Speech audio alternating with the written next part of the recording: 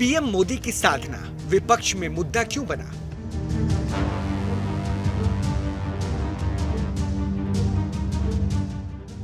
नई सरकार के लिए शुरू हुए लोकतंत्र के महायज्ञ में पूर्ण आहुति का समय आ गया है। आदर्श आचार संहिता के तहत प्रचार खत्म हो चुका है। अब 8 राज्यों की 57 सीटों पर मतदाताओं के पास शांति से निर्णय लेने का समय है, जिसमें देश के सियासी दलों की पहले पंक्ति के कार्यकर्ता अपनी पार्टी के प्रत्याशी के लिए गुप्त रूप से माहौल बनाएंगे, रणनीतिक भूमिका भी निभाएंगे। तो वहीं दिग्गज नेता मतदान और मतदान के बाद मतगणना को लेकर अपनी रणनीति बनाने में व्यस्त हो जाएंगे।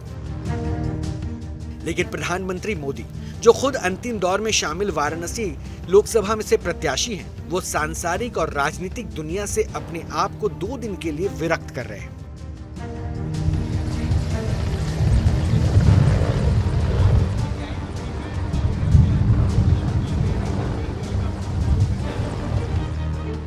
पीएम ने फैसला कर लिया है कि वो अंतिम चरण के मतदान के पूर्ण होने तक सबसे अलग एकांत में अध्यात्म की दुनिया में चले जाएंगे और ध्यान साधना में अपना पूरा समय देंगे।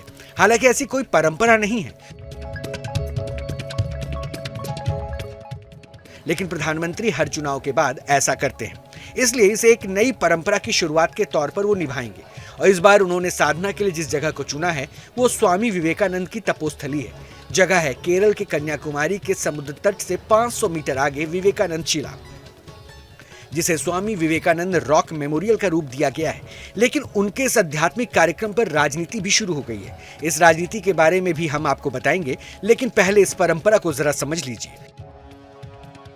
2014 में चुनाव प्रचार खत्म होने के बाद पीएम मोदी प्रतापगढ़ चले गए। इसी प्रतापगढ़ में शिवाजी महाराज ने बागनक से अफजल खां को मारा था। तब पीएम ने अपना समय खामोश ऊंचे पहाड़ों के बीच बिताया था। इसके बाद चुनाव में जीत मिलने पर 11 मई 2015 में पीएम मोदी बलूर मठ पहुंचे थे। स्वामी विवेकानंद की तपोस्थली के एक कमरे में पीएम मोदी ने ध्यान साधना की थी। इसके बाद 2019 में चुनाव प्रचार खत्म होते ही पीएम मोदी केदारनाथ रवाना हो गए थे, जहां पीएम मोदी ने पूजन के बाद रुद्र गुफा में ध्यान साधना की थी। और अब पीएम मोदी कन्याकुमारी के विवेकानंद रॉक मेमोरियल में ध्यान साधना करने पहुंचे हैं। हालांकि ये व्यक्तिगत कार्यक्रम है, आस्था और विश्वास से जुड़ा समय है, जिसकी आजादी भारत का संविधान भी देता है। लेकिन पीएम मोदी की इसी ध्यान साधना पर विपक्षी नेताओं को आपत्ति होने लगी है। क्यों, इसे भी बताएंगे। लेकिन आपत्ति से पहले एक आध्यात्मिक कार्यक्रम पर राजनीतिक तंज से बनाई गई भूमिका को समझ लीजिए।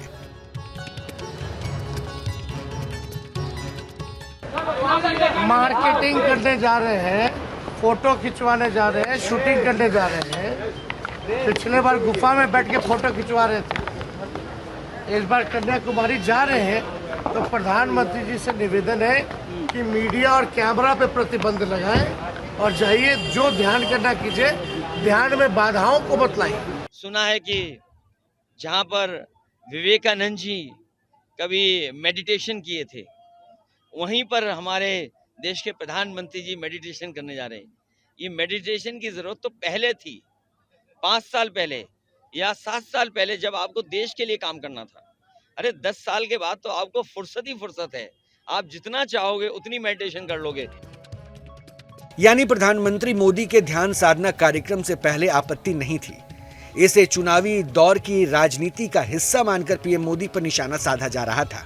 लेकिन जैसे जैसे चुनाव प्रचार खत्म होने का समय करीब आया, वैसे वैसे विपक्षी दलों को एहसास हुआ कि प्रधानमंत्री का निजी कार्यक्रम भी वोटर्स को प्रभावित कर सकता है। इसलिए ईसीआई से पीएम मोदी के कार्यक्रम के टीवी पर प्रसारण पर रोक लगाने की मांग की गई। 30 तारीख की शाम को शुरू करेंगे, जैसा कि घोषणा में आया है।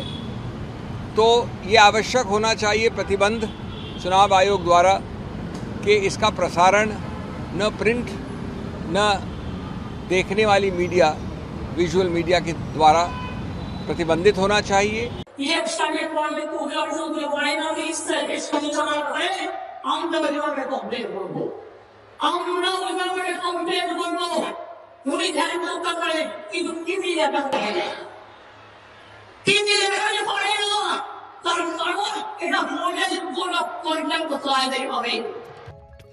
पीएम मोदी के साधना कार्यक्रम को लेकर सबसे ज्यादा आपत्ति कांग्रेस और आरजेडी को है। और इस आपत्ति का कारण सिर्फ प्रसारण नहीं, बल्कि चुनावी माहौल में पीएम मोदी से प्रभावित होने वाले वोटर्स हैं। ये मेडिटेशन है ही नहीं, ये चुनाव को प्रभावित करने का एक हथकंडा है। प्रधानमंत्री जी, ध्यान में जब 8-10 कैमरा होता है ना, तो व्यवधान उत्पन्न होता है। ध्यान करिए, ध्यान के नाम पर पाखंड और ढोंग से वो परमात्मा भी नाराज होंगे। वो 2 तारीख से लेकर के लगातार, चूंकि अब रिटायर होने जा रहे हैं, लगातार एकांतवास करें, लगातार वो ध्यान लगाएं, प्रभु की भक्ति में लीन रहें। वो हमारे लिए एक अच्छी बात है। हम चाहते हैं कि वो उनको सद्बुद्धि आए, ईश्वर उन्हें लंबी उम्र दे, निरोग रखे। लेकिन 1 तारीख को सारे कैमरों के साथ अगर प्रधानमंत्री जी दिन भर दिखाई देंगे तो ये कहीं ना कहीं प्रत्यक्ष या अप्रत्यक्ष रूप से चुनाव को प्रभावित करने की कोशिश मानी जाएगी।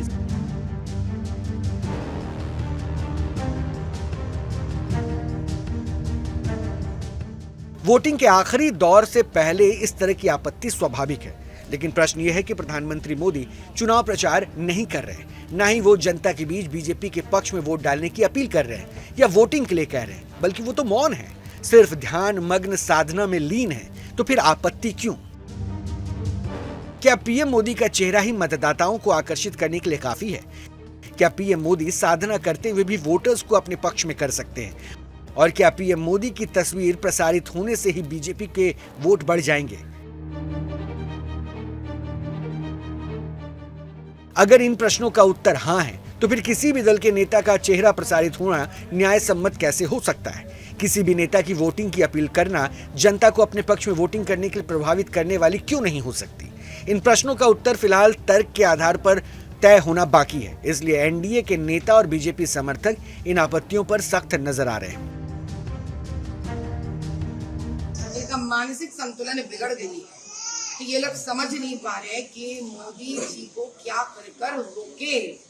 मोदी जी अपने आप हैं, अगर जिस दिन ये इस्तेमाल करना चाहेंगे उस दिन ये लोग ठहर भी नहीं पाएंगे, बोल भी नहीं पाएंगे। प्रधानमंत्री को मेडिटेशन करने के लिए जाने का पूरा अधिकार है। इलेक्शन अभी हो चुकी है और कोड ऑफ कंडक्ट में इसमें कोई प्रॉब्लम आना बिल्कुल ठीक नहीं है। तो अपोजिशन वाले जो भी मोदी जी करते हैं उसके खिलाफ उनकी बयानबाजी होती रहती है। ये आध्यात्मिक चेतना का विषय है, ये आस्था का विषय है। अब ये बात उनकी समझ में नहीं आएगी जिनकी आस्था वेटिकन में है, जिनकी आस्था विदेशों में है। इसीलिए ये मोदी का विरोध कर रहे हैं।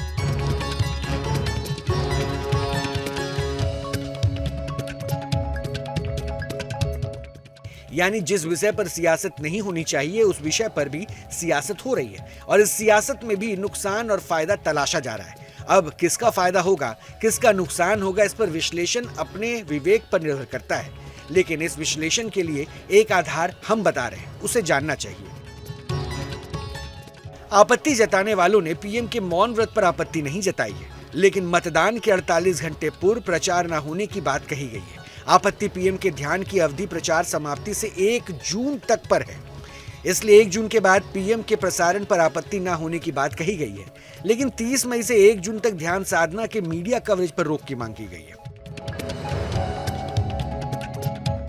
अब पहले के साधना वाले अनुभवों को इस मांग का आधार समझें तो पीएम मोदी पर कवरेज सिर्फ साधना लीन होने के लिए नहीं किया गया है।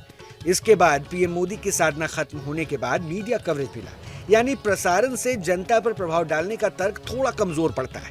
लेकिन लोकतंत्र में सबके विचारों का सम्मान है। कौन क्या सोचता है, क्या तर्क देता है, ये विचारों पर ही निर्भर है। लेकिन फिलहाल साधना पर संग्राम जारी है, इसलिए असर साधना से कम संग्राम से ज्यादा पड़ सकता है।